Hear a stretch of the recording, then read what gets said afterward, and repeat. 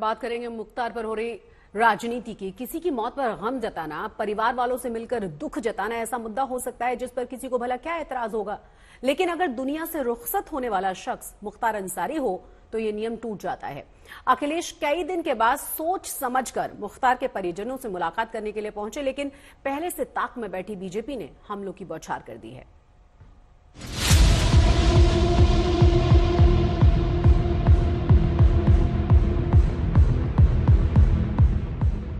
एक डॉन था जो जब तक था तब तक सुर्खियों में रहा।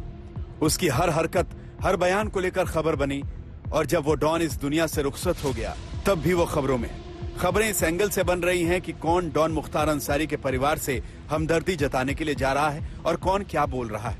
स्वामी प्रसाद मौर्य मिलने गए तो कोई खास हलचल नहीं हुई। फायर ब्रांड ओवैसी गए तो भी किसी ने खास नोटिस नहीं किया।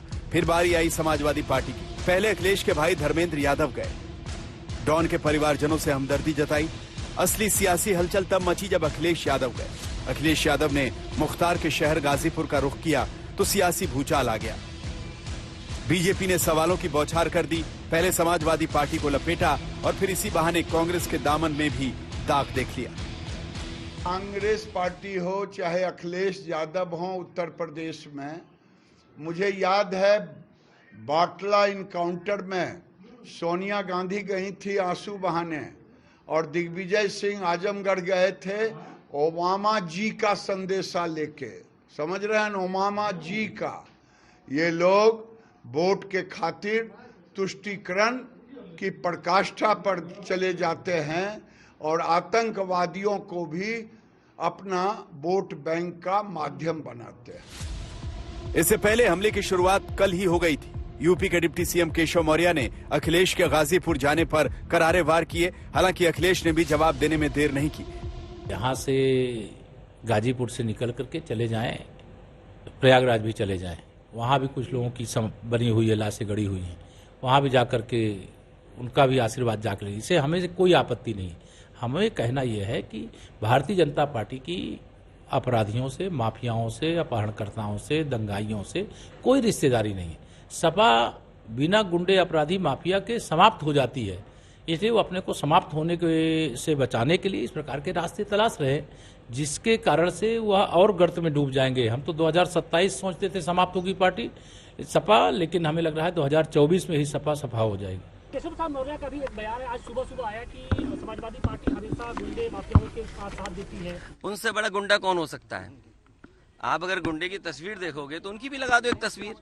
ये कोई बात हुई? अगर डिप्टी सीएम ये बात कर रहे हो, एक डिप्टी सीएम की भाषा ये हो, इसीलिए मैंने कहा एक मुख्यमंत्री और डिप्टी सीएम की भाषा ये नहीं हो सकती है। ये लोकतंत्र खतरे में है। मुझे उम्मीद है कि देश इस बार अपने बोर्ड से ये तानाशाह सरकार को हटाने का काम करेगा। धर्मेंद्र यादव ने तो कालीबाग कब्रिस्तान जाकर मुख्तार के कब्र पर फूल भी चढ़ाए। हालांकि अखिलेश ने इससे परहेज किया और बड़े फाटक से ही लौट आए।